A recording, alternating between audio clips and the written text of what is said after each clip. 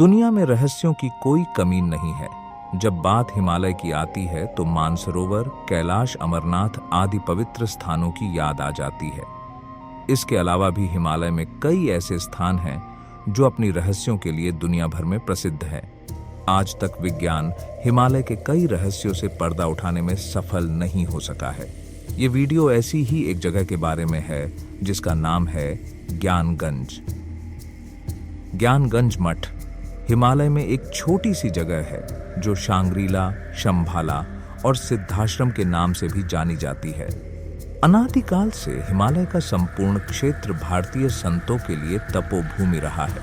प्राचीन काल के ऋषि मुनि से लेकर आधुनिक काल के अनेक संत योगी हिमालय के विभिन्न क्षेत्रों में तपस्या करते रहे हैं। ज्ञानगंज मठ में केवल सिद्ध महात्माओं को स्थान मिलता है।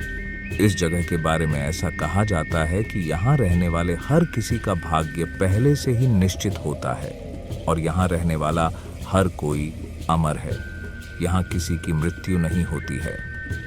आधुनिक समय में ज्ञानगंज तिब्बत में कैलाश पर्वत और मानसरोवर झील के निकट स्थित है। धार्मिक मान्यता के अनुसार इस जगह पर एक आश्रम है जिसका निर्माण विश्वकर्मा जी ने किया था। इस जगह पर आज भी भगवान राम, श्री कृष्ण, बुद्ध आदि शरीर रूप में उपस्थित हैं। इसके साथ ही इस आश्रम में महर्षि वशिष्ठ, विश्वामित्र, महायोगी गोरखनाथ, श्रीमद् शंकराचार्य, भीष्म, कृपाचार्य, कणाद, पुलस्त्य, अत्रि आदि को भौतिक रूपों में देखा जा सकता है, जबकि सैकड़ों ऋषिगण हजारों वर्षों से ध्यान करते देखे जा सकते हैं। इस स्थान के बारे में सर्वप्रथम स्वामी विशुद्धानंद परमहंस ने लोगों को जानकारी दी थी। आध्यात्मिक शक्ति के इस केंद्र में बुद्धिस्ट जाने का प्रयास करते हैं, लेकिन इसका रास्ता किसी को समझ में नहीं आता है। आपको जानकर हैरानी होगी कि आजकल के मैपिंग सिस्टम का मदद लेकर भी इसे ढूंढा नहीं जा सकता है। यहाँ तक कि सैटेलाइट में भी इसे नहीं देखा जा सकता है। तिब्बत में लोगों के बीच यह स्थान काफी मशहूर है। इस मठ के बारे में ऐसा कहा जाता है कि यहाँ ऋषि मुनि तपस्या में लीन रहते हैं। आपको बता दें कि वाल्मीकि रामायण और महाभारत में भी ज्ञानगंज का जिक्र किया गया है। इन ग्रंथों में इसे सिद्धाश्रम कहा गया है। यदि हम बौद्ध धर्म की बात करें तो बुद्धिस्ट ऐसा मानते हैं कि भगवान बुद्ध ने अपने आखिरी दिनों में कालचक्र के बारे में ज्ञान प्राप्त कर लिया था। उन्होंने कई लोगों को इसके बारे में बताया भी था। इनमें से एक थे राजा सुचंद्र। राजा जब इस ज्ञान को प्राप्त कर वापस अपने राज्य में आए, तभी से तिब्बत में उस स्थान को शंभाला कहा जाने लगा। शंभाला का मतलब है खुशियों का स्रोत। ज्ञानगंज में योगियों के अमर रहने की बात पर विज्ञान तर्क देते हुए यह कहता है कि एक निश्चित आयु के बाद जीव की मौत हो जाती है। अगर बॉडी में लगातार नए सेल्स बनते रहें और किसी तरह से ऑर्गन्स को लंबे समय तक स्वस्थ रख सके तो इंसान भी 1000 साल से ज्यादा जी सकता है। ज्ञानगंज मठ में रहने वाले ऋषि योग विद्या में पारंगत होते हैं और इसी के सहारे वे अपनी भावनाओं को कंट्रोल कर सकते हैं। लोगों का ऐसा मानना है कि यह जगह किसी खास धर्म से संबंधित नहीं है। यहाँ तक वही पहुंच पाएगा जो किसी तरह से खुद को यहाँ के लायक बना लेगा। इन आश्रमों में योग के साथ साथ विज्ञान की शिक्षा दी जाती है।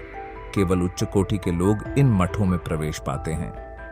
इस प्राचीन अलौकिक भूमि का उल्लेख 4 वेदों के साथ कई प्राचीन शास्त्रों में किया गया है। आध्यात्मिक यात्रा में सिद्धाश्रम को एक दिव्य स्थान के रूप में वर्णित किया गया है।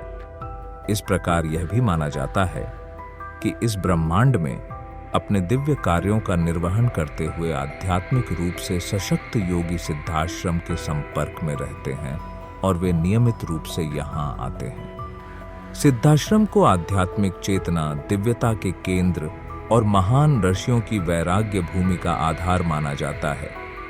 सिद्धाश्रम मानव और सभी दृश्य और अदृश्य प्राणियों के लिए समान रूप से दुर्लभ है। इस प्रकार सिद्धाश्रम को एक बहुत ही दुर्लभ दिव्य स्थान माना जाता है।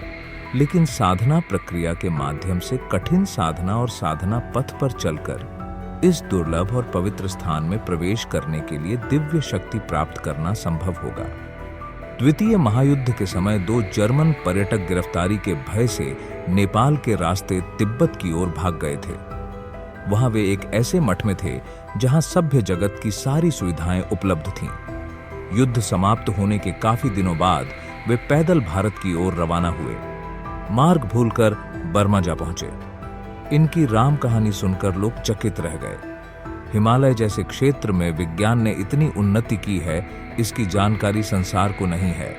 लोगों ने उनकी बातों पर विश्वास नहीं किया।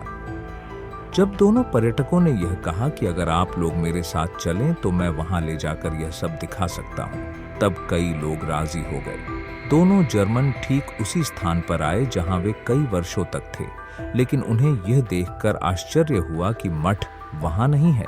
वही पर्वत शिखर है, वही वृक्ष समूह है जहां वे बैठकर घंटों बातें करते रहे।